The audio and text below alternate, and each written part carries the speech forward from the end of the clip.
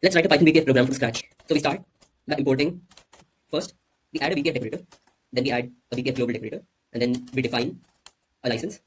We make it into a string, and we return GPL. This would be the license for our program, and then we let the program compile.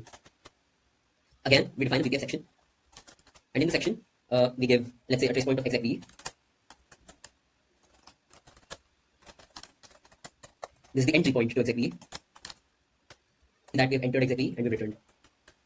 Then we compile this program. You see that an object file has been written here.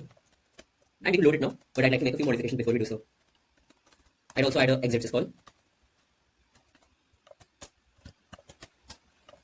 Yeah. So now we see that we keep getting execve enter and execve exits. Programs give the execve syscall. So apart from this, we also support binary operations. So if I just say a equal to 1 plus 2, and we also support format strings. So if I just write that, that's also pretty feasible.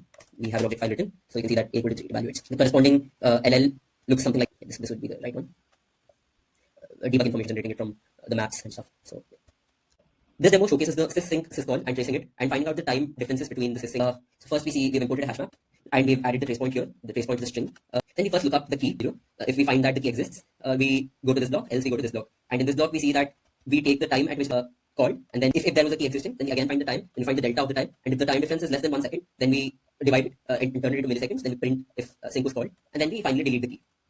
So once I write PythonBPF2.py, it's automatically going to compile, and we have an object here. If I run a verification check, we see that verification succeeded, and the program, we run the program. So to trigger the syscall, we go into Python level, we import OS, and then we do os.sync. I leave a second, then again do os.sync, I leave a second, again do os.sync. So it does not work. But then to trigger the program, we had a condition of around a second. So if I make very quick os.syncs, we can see that our program responds very well. We could change this into 2 seconds and recompile and reload. And now our timing is better. So as you can see, now the limits have increased to 1 second. And this is the XTP demo in particular. So we then compile PyBPF1.py, that's the first example. And we get an object file, PyBPF1.0.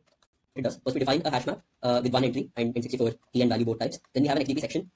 We first look up if a key exists. If the key exists, then we increment the key and then we show the key. And then this is triggered when a packet enters the computer through a particular interface. So then we update the key with the incremented value and then we pass the packet.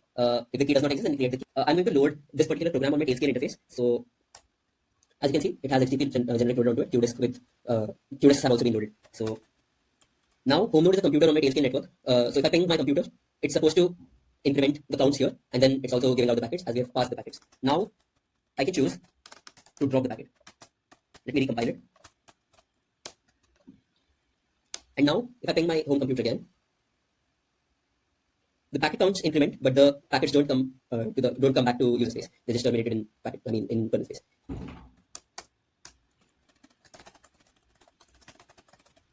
If I have a previous value of 10, if my number of packet count reaches 10, then I'll start dropping packets. But before that, I'll allow packets now.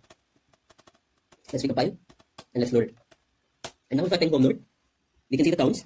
Counts increase to 7, 8, 9. Once it reaches 10, the number of counts keep increasing, but the number of packets don't come around back.